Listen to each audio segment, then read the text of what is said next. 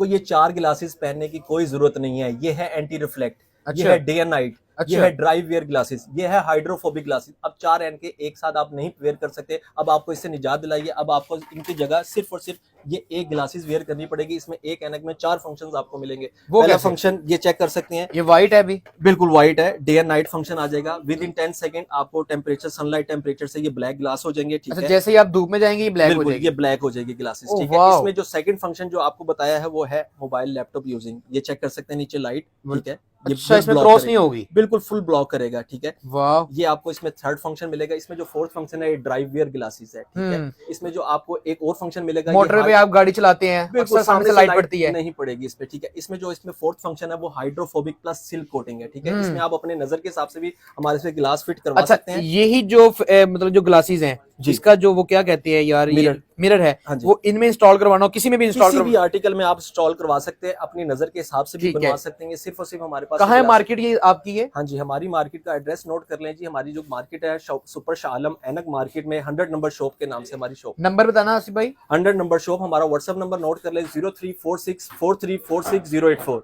ये आप चेक भी कर सकते हैं, एमअली ऑप्टिक्स के नाम से हमारी शॉप है।